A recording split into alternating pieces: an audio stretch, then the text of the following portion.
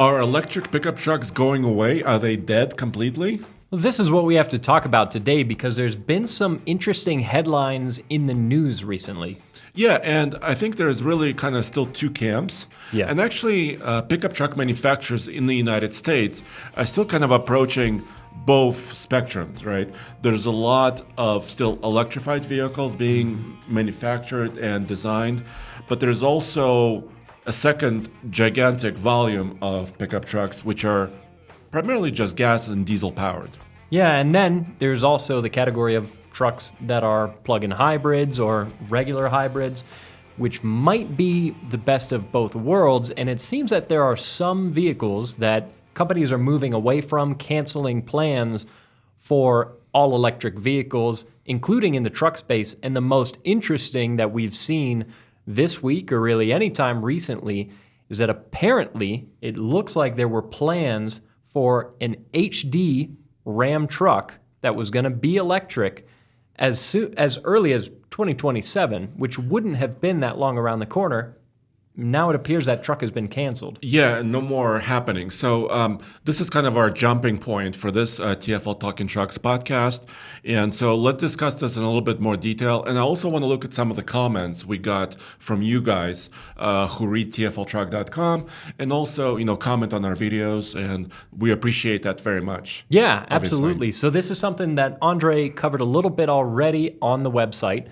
But what it is a lawsuit that has surfaced between part suppliers that were going to create an electric axle for this Ram HD electric truck. So none of the information about this truck is actually coming from Ram or Stellantis themselves. Nope.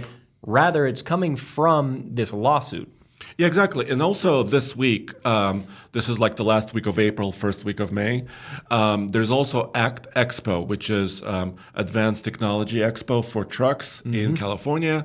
We had our man Nathan actually go out and do a pretty detailed walk around. We also have a video about that on TFL Now channel. But basically, electrified solid axles are nothing new. Right? Yeah. We've been seeing them over the last 5 or more years. Basically, think of just a steel axle that you would see on any pickup truck, and the differentials are actually replaced with an electric motor, and sometimes inverters actually mounted on top of that as well. Yeah, they're very cool. They're very self-contained systems that all live within this electric axle. And like you said, it's something that we've tested a little bit in the past. Magna, Exactly. who is a huge company that does a lot of manufacturing and engineering solutions for different companies, including building the Mercedes G-Wagon, is one of their big things, among many others. But a while back, we tested an electric axle they had created that was underpinning a GM HD truck. Exactly. There was a heavy-duty GM truck, test prototype. I've also tested electric axles underneath a Jeep Gladiator. So this technology is not new. It's just nobody has really put it into, high-volume production. There's some, I think, commercial vehicles trying to play around with this technology, and Nathan saw a lot of those at the ACT Expo 2025 in Anaheim, California. But so let's talk a little bit more about this Ram story, which is actually not coming from Ram, like you said.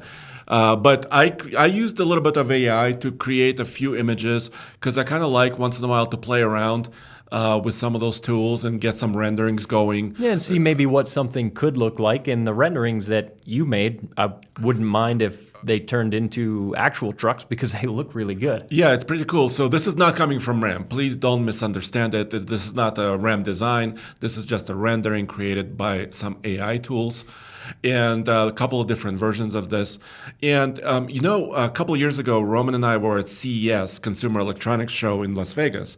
And then CEO Carlos Tavares, who was a CEO, no longer a CEO of Stellantis, he actually also mentioned hydrogen fuel cell pickup trucks and vans. So, and that technology seems to make a little bit more sense for a heavy-duty vehicle. Here's Carlos Tavares standing out there on stage, if you're watching this on TFL Talk channel, because you can easily refuel hydrogen as far as time is concerned. Yeah, so you would get still the torque and pulling advantages of an electric powertrain combined with the fast refueling that you get When you have a hydrogen vehicle, of course, the issue, as most of us all know, is just that the infrastructure for hydrogen isn't there, and it's a difficult, expensive thing to build out and create.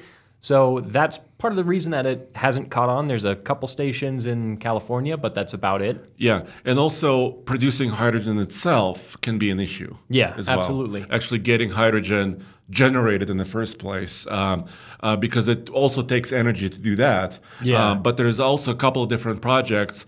Toyota has a project, and also Hyundai have a project where they create hydrogen out of waste food products. Yeah. Basically, digesters that kind of take waste, mostly food and plant waste, and actually use that to create natural gas and also hydrogen. Yeah, which is interesting. It's definitely an interesting technology, but there are imperfections to it. It's not a perfect solution.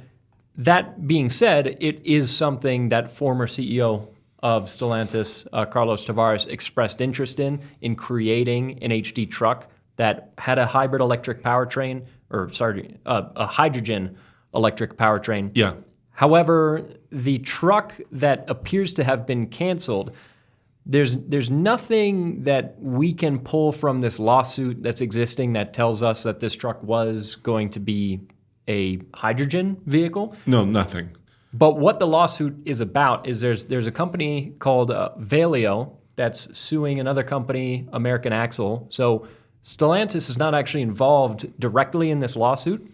But it was named in that lawsuit. It's named in the lawsuit because these are both part suppliers that were building out the necessary things they needed to produce these electric axles. And this lawsuit is for $25 million because this company, Valeo, invested in building out facilities And from technology and axles, yeah. Yeah. And motors. And now the truck is canceled, so they're not going to be able to realize that investment.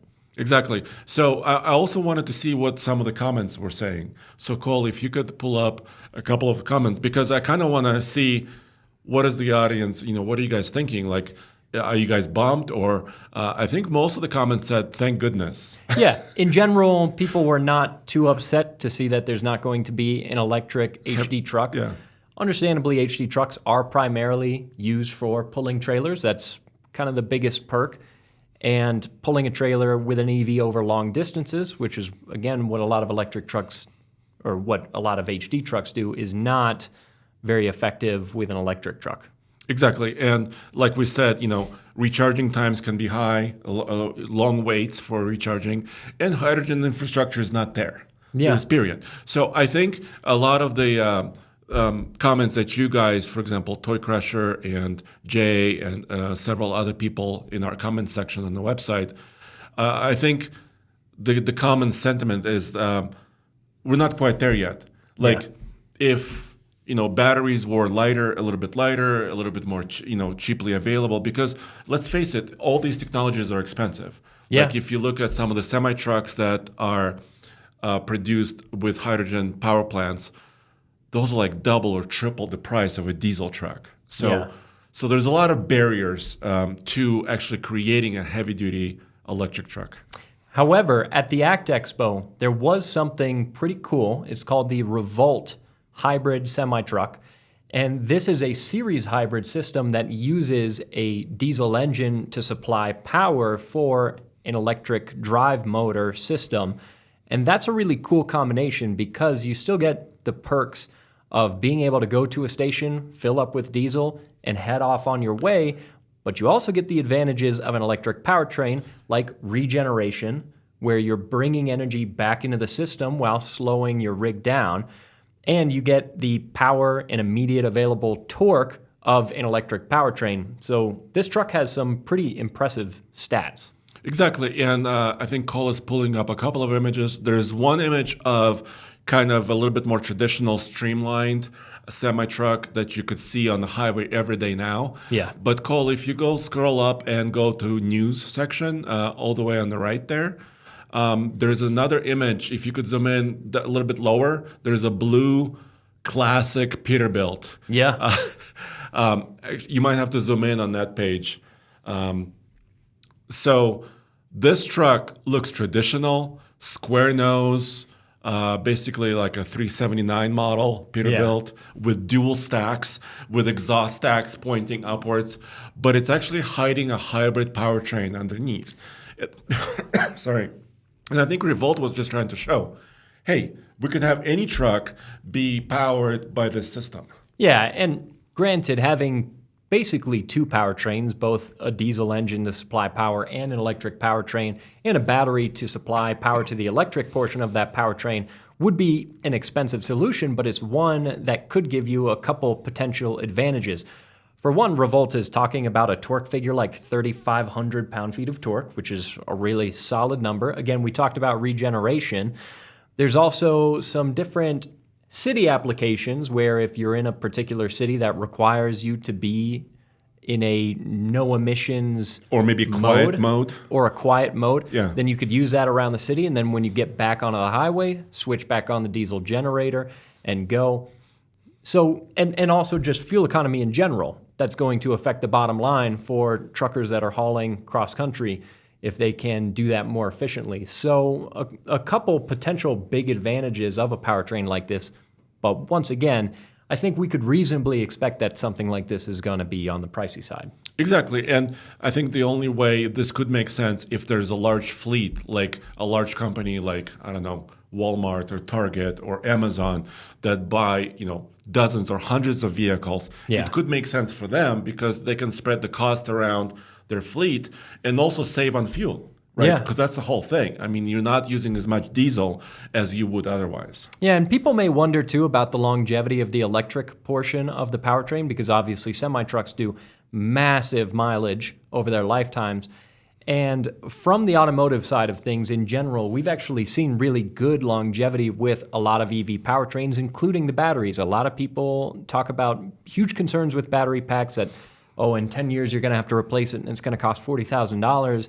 For the majority of electric vehicles, that's not the reality.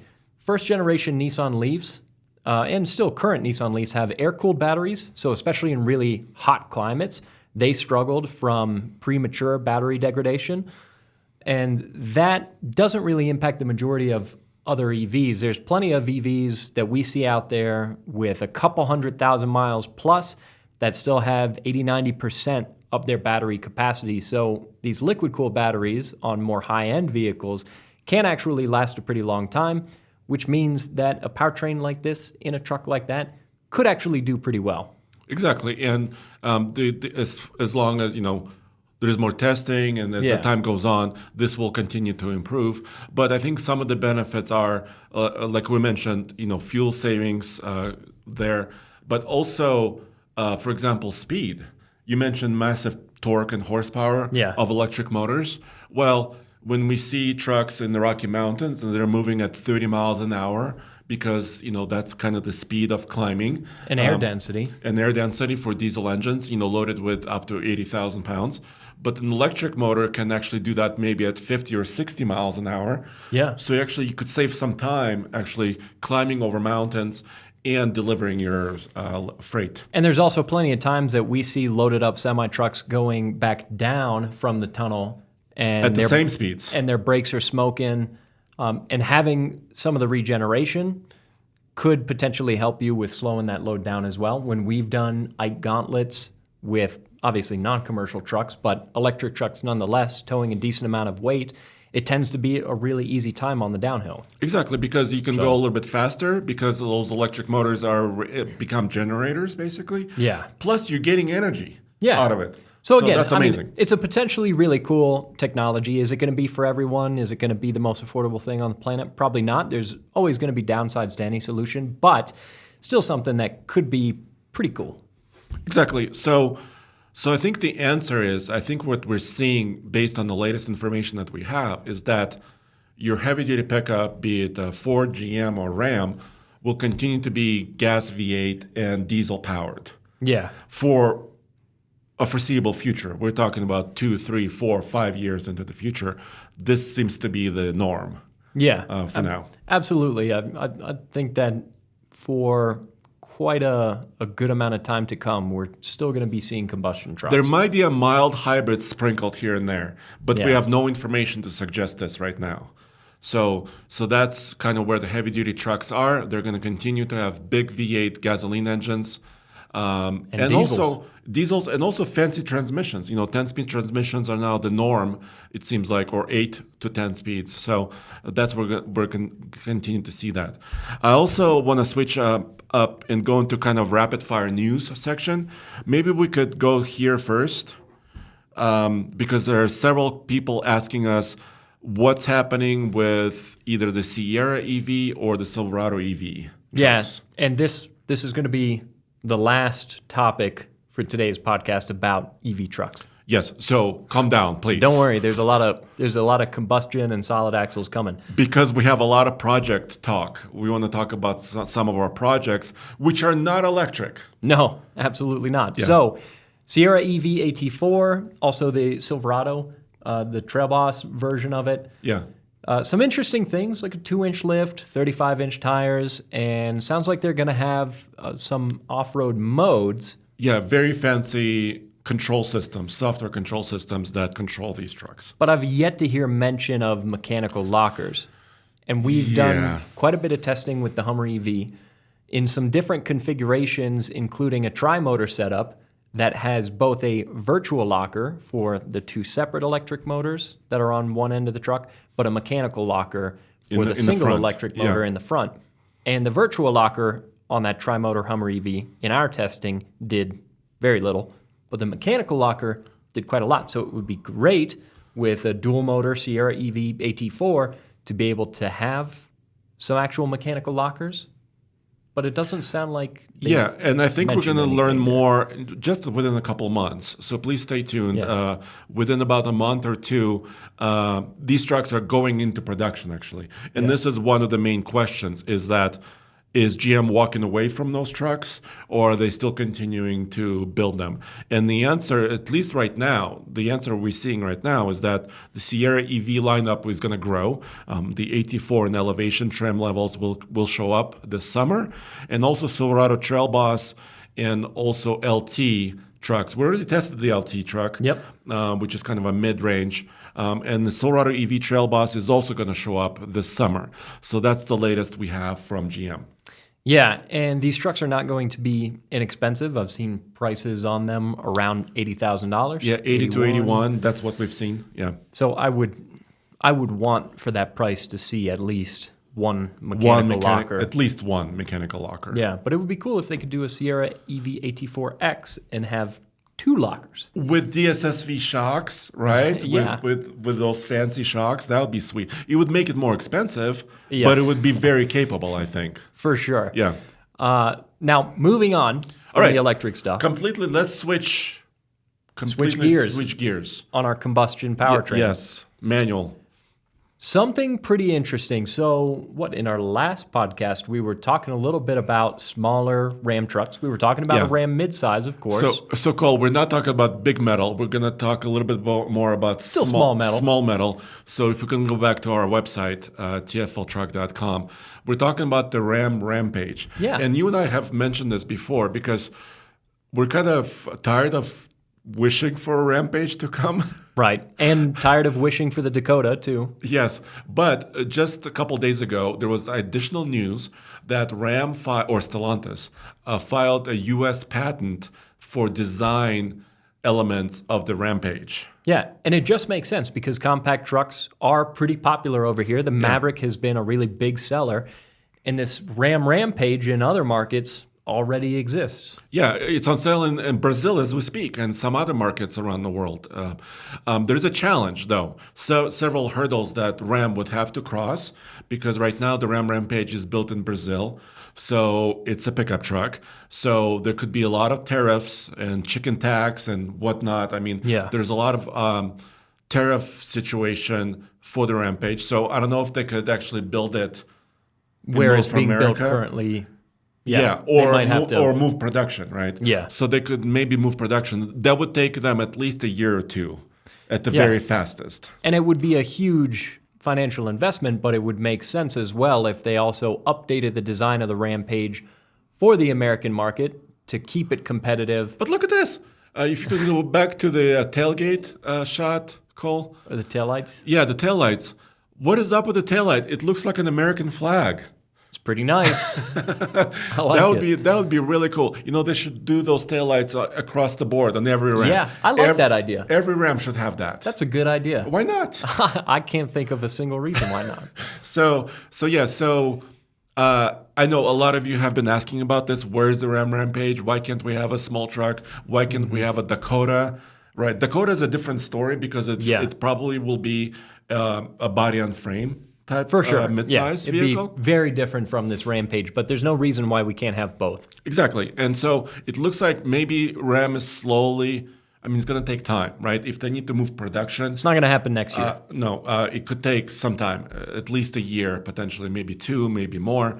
But hopefully they can find a way to speed it up. And because really what they have to fight against is we talked about this recently, the base Maverick hybrid, which is the base Maverick you can get, is around $28,500. Yeah, which is a lot more expensive than it used to be. So this brand new Rampage, that's the line they have to meet. Yeah, that's kind of the benchmark. Yeah. And for compact trucks, the Maverick is by far the benchmark because it way outsells the Santa Cruz. Exactly. So if they can meet that price by building it in Brazil, they can do it. Yeah, so it could be interesting. Who knows? Something potentially on the horizon.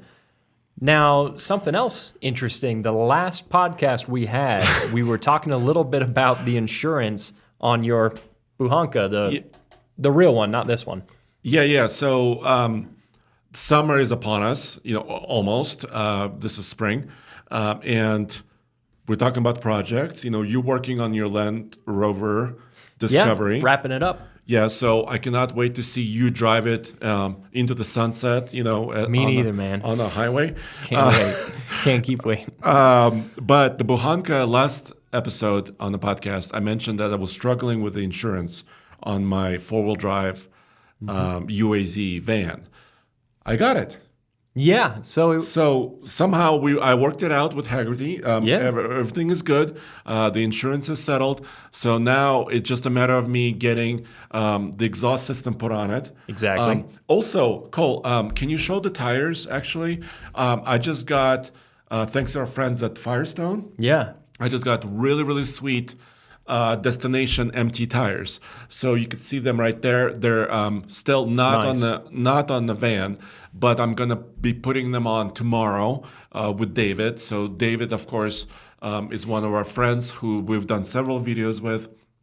So I cannot wait because I'm actually repurposing old CJ5 Jeep wheels. Yeah, that Tommy had, which is going to be pretty cool. So you'll have some more aggressive rubber on the van. And like actually new rubber. Yeah, without cracking and decay. Which is great. Yeah. Because the old tires that you've got on the Buhanka are a little... pretty terrible. A little worse for wear. Very terrible. So new wheels, new tires. Well, new to you wheels, brand new tires. Did you work with Davis at Firestone to get them? Yeah. So I really want to thank, good guy. The folks and our friends at Firestone. Yeah. And also they have different options. These wheels are 15-inch diameter. So I was a little nervous because, everything hard to is find like... sizes for. Yeah, hard to find sizes. But no, Firestone had it, and it was really quick. So really good stuff. So big things happening with the Buhanka, new shoes. Yes. Also, there's going to be new shoes on this Ford F600, this 1976 Ford F600 four-wheel drive that you bought. Very cool. That's going to need some new wheels and tires, and you've got that in the works as well. Exactly. And so we published the first episode of the Ford F600 4x4, which is a 1976 fire truck. Used to be a fuel truck at the ski area, Mount Bachelor. Yeah. So we had two names floating around in the first episode. One name that team liked was Freedom Fred, because 1976, 200th anniversary of the United States. Yep. And then Bachelor Pad came out.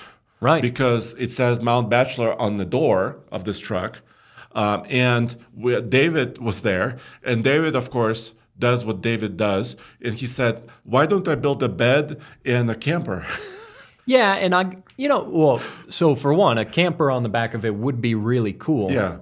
But I don't know. Do you think you would use this to go camping, or do you think you should do a flatbed on it, make it more of just kind of a cool farm trucks, show truck. Why not do both?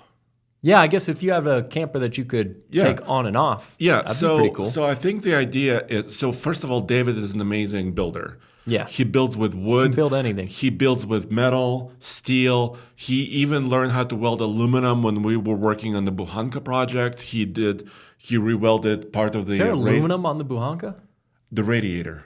Oh, okay. Yeah. Yeah. So nothing original on No. It's a brand new radiator that we had to modify, and David welded the aluminum radiator, which is amazing. I'm getting excited, and it seems like I need to spend a lot more money, but I want to put larger tires because it's geared so low. Yeah. This truck that its top speed is maybe 50 miles an hour. Yeah, no, it's not very fast. But if you haven't seen this F600, definitely check out the video. It's a really cool machine. Huge, solid front and rear axles. Dually, although you're probably going to go to kind of a super single setup. And actually I saw some comments on the first episode that said, keep the duals. There's a little camp that likes duals. Yeah. But super singles would be pretty cool. But it was just... So here's... I have another exciting piece of news related to the F600. Right. So, first of all, I am thinking about singles, super singles, basically making it a true 4x4, not a dually truck. But the way I'm thinking of this truck is it spent 50 years working, or 49 years working. It was a fire truck. It was a fueling truck. He's retired now. Yeah. Okay. Gets to relax a little bit. Okay, so that's why, like your idea about a flatbed, it's multi-purpose. Yeah, you can do anything. You could do anything. You can go fishing with the truck. You can do whatever. But I reached out to Ford, our friends at Ford PR and Ford Corporate, and I said, could you help me verify that this truck is original or not? And they came back with an answer really, really quickly. So I really want to thank our friends at Ford, specifically Griffin. Griffin was helping me out. And listen to this. We can confirm this 1976 Ford F600 was factory-built 4x4, VIN code F65, because we're decoding the VIN number, basically. Yeah. The engine is original, 361 cubic inch, code E. Truck was built as a chassis cab, so it came out of the factory with nothing on the back, basically frame rails, right? Yep. Which makes a lot of sense. The 5-speed transmission, the manual in it, is original, code M. It's a Clark 285V direct drive. Basically, the fifth gear is 1-to-1. Yeah. That's why it's so slow. Yeah. So it's really meant for carrying lots of weight and going very slowly. Rockwell transfer case, Rockwell axles, built in Kentucky truck plant, which they still build Super Duties and Expeditions and Lincoln Navigators there. And it was originally ordered via Denver District Sales Office. Yeah, so it's kind of, back to one of its homes. One of its homes. It's not back to Kentucky, but it's back to Denver. And it's not back to Oregon. Yeah, but it's back to Denver. Yeah. Basically. So I'm super excited. So this truck is original, which makes me think I want to keep the powertrain intact as long as I can. Yeah. Because since it is original, and if it's still working, I don't want to touch it right now. Which makes sense because it is pretty cool that pretty much all of the powertrain seems to be very original to the truck, like you said. Definitely the four-wheel drive system, the solid axles, and the transfer case and all of that would be very cool to keep original. And that V8 and the 5-speed, I'm sure that you could get them a little bit happier, some fresh fluids, a little tune-up, a little refresh. Maybe change the carburetor or rebuild the carburetor. Yeah. A lot of you suggested, going from a 2-barrel to a 4-barrel. By the way, the power rating on this engine, 140 horsepower-ish and 400 pound-feet of torque. So really torquey, but 140 horsepower to move a truck that weighs, 11,000 pounds maybe? Might have to do heads and a cam in it. Yeah. True dual exhaust.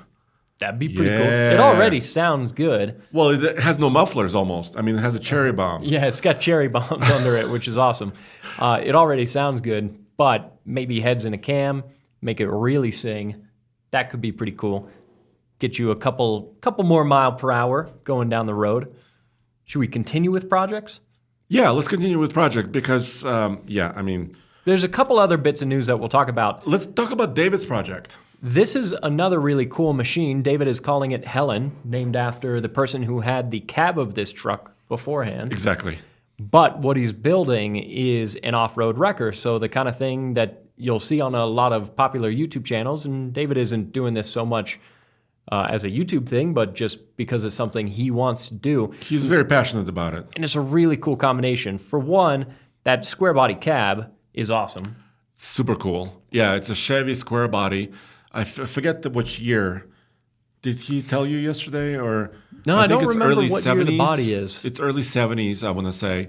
The other cool thing is the bed on the back of the truck is something that he's very heavily modified, but actually that bed was on my 12-valve Cummins when I bought it, and David wanted it. It's a really well-built thing. It's all diamond plate. It's got these big lockers. And he also he updated the bed with his own design, basically. Yeah. So he updated it very heavily, including that headache rack, spare tire mount, and it actually had storage boxes all the way back to the end of the bed. So he's just got those front boxes on it now, but he's going to have winches all over this rig. He built some really sturdy... And a crane boom. Yeah, exactly. Yeah. Built some really sturdy rock sliders. He also reinforced the rear axle. It's got like a big truss on it. So he did a bunch of fabricating He designed and welding. his own leaf spring suspension mounts. Yeah, everything. Yeah, so it's a really cool rig.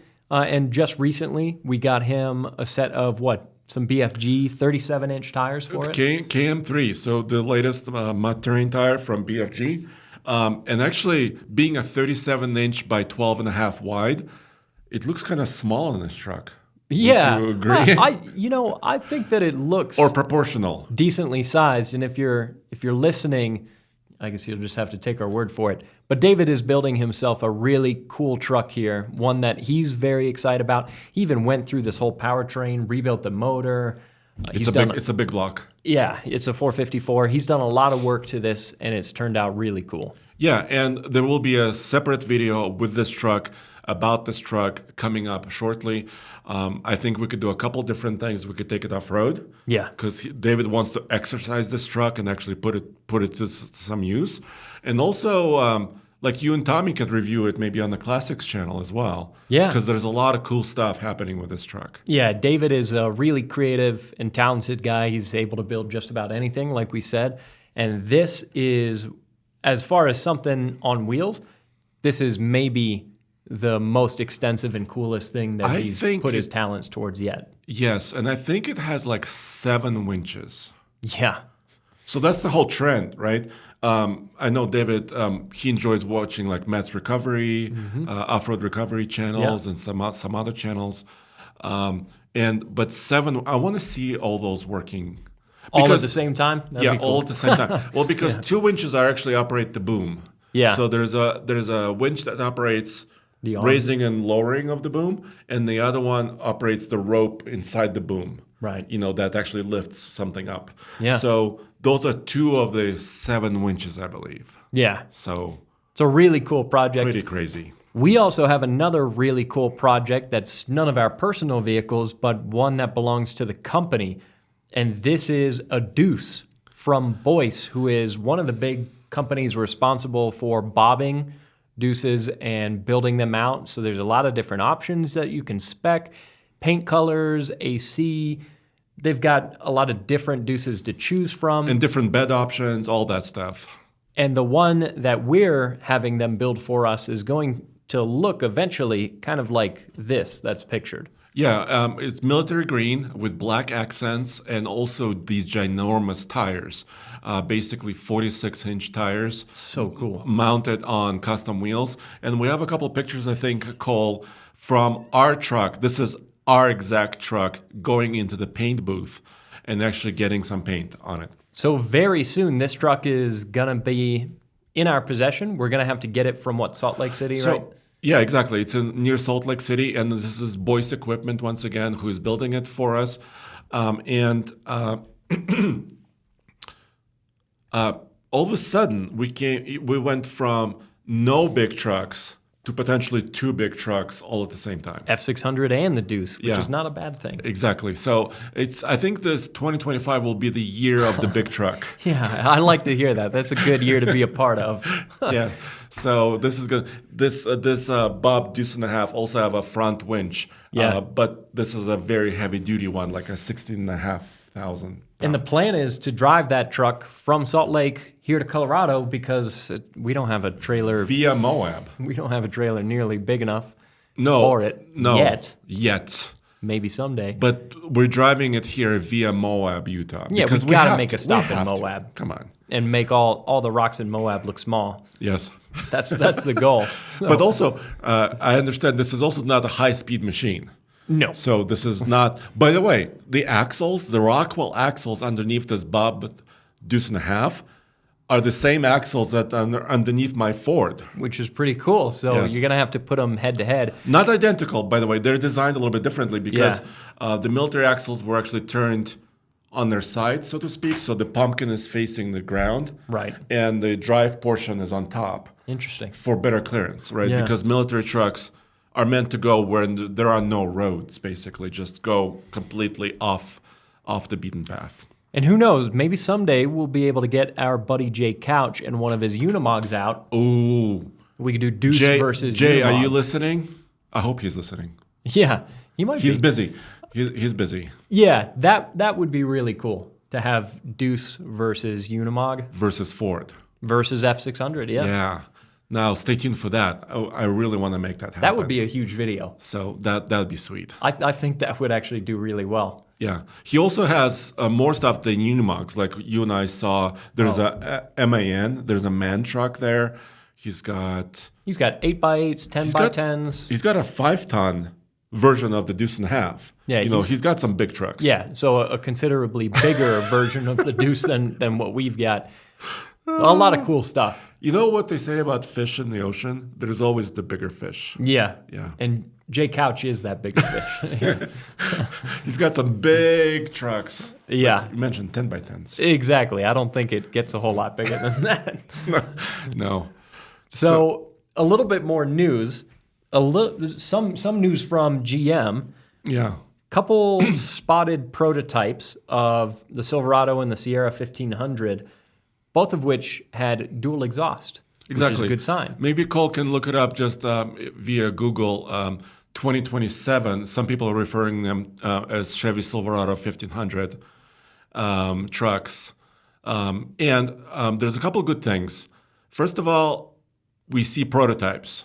Whenever a prototype is seen in public, that means they're getting closer and closer to actually delivering the truck, right?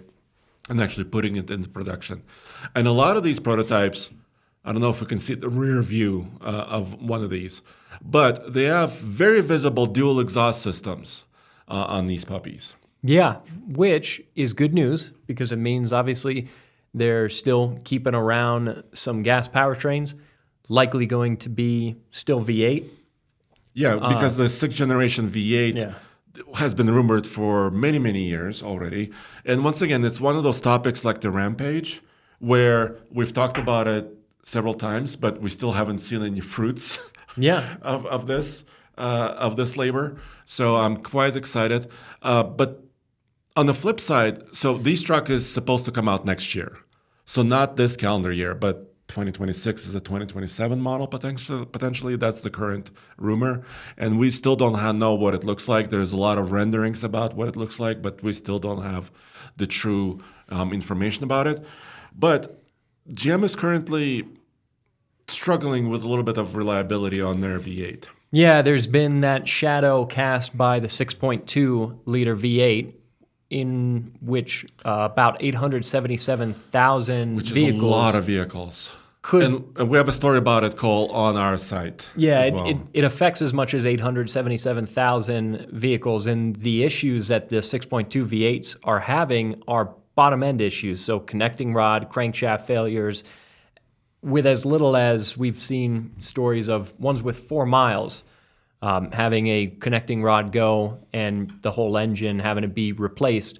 So it's obviously something that's a pretty big deal. That being said, the vehicles that are named in the NHTSA investigation are 2021 to 2024. So theoretically, the 2025 models shouldn't be affected.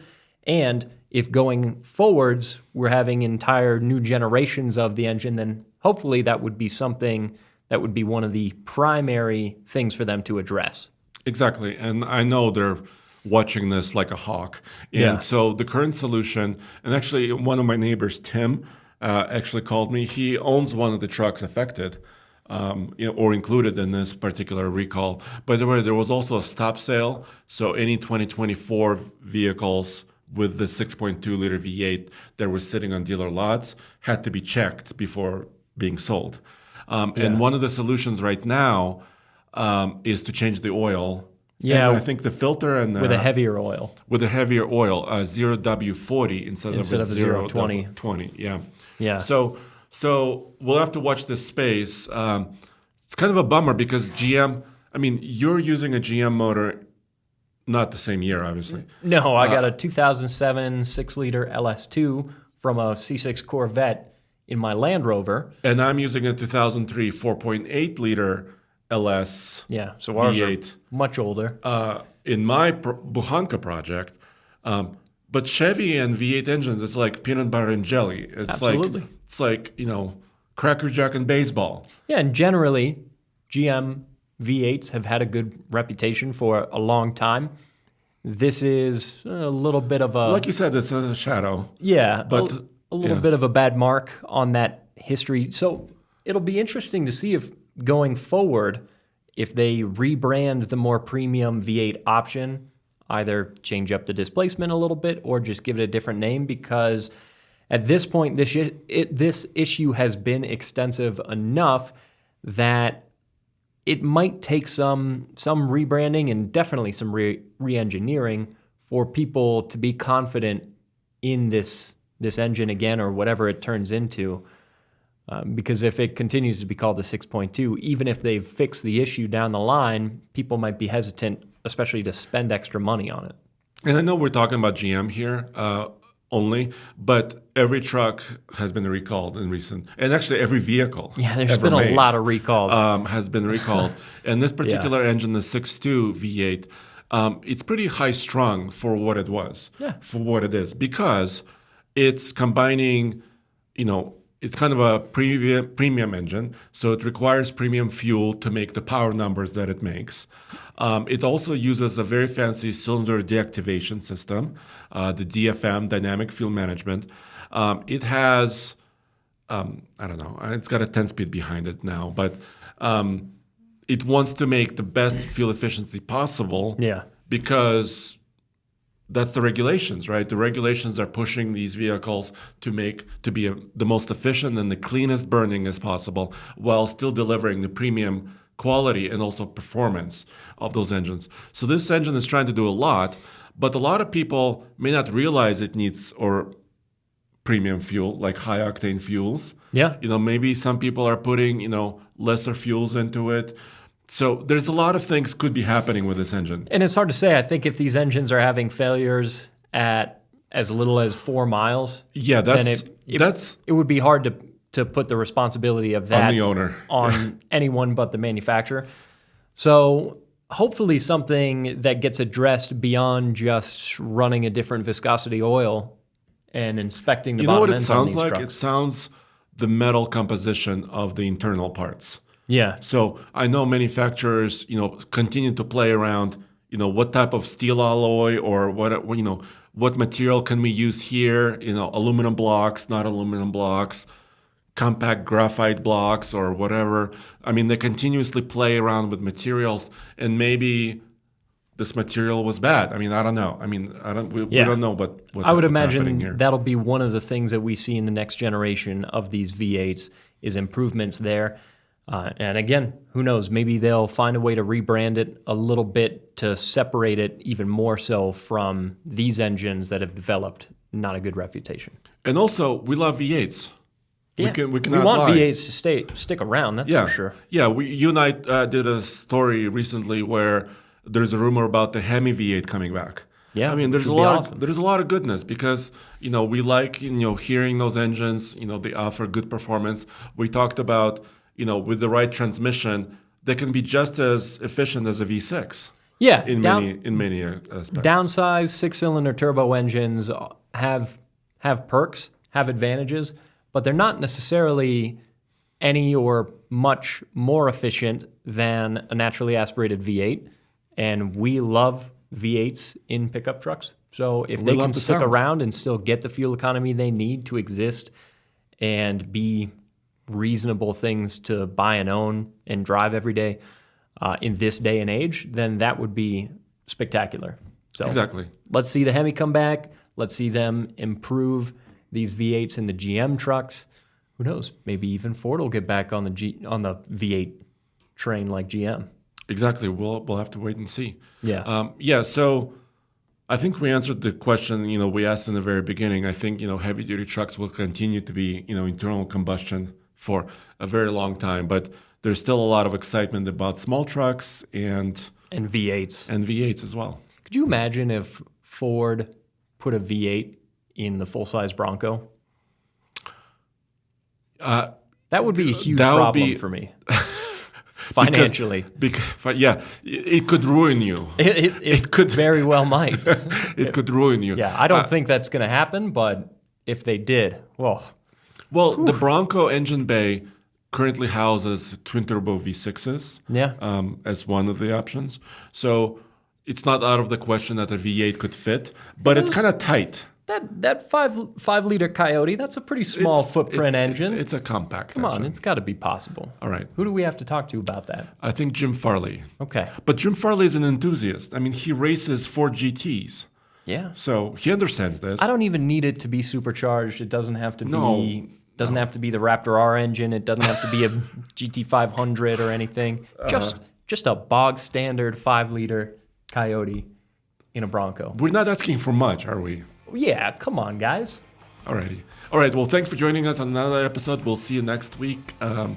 Check out oldtfl.com and also Carish podcast. Yeah, we got another podcast where we kind of talk about cars. We mostly really, talk about cars, right? That's why it's Car-ish. Yeah.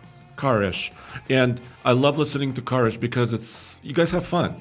I mean, you and I try. I mean, I try to have fun. Yeah. But we're covering the news, man. Yeah, but I cannot dream about having as much fun as you guys have on Carish. Well, I appreciate it. Yeah. So if you're ever lacking in podcasts, that's another one you can check out.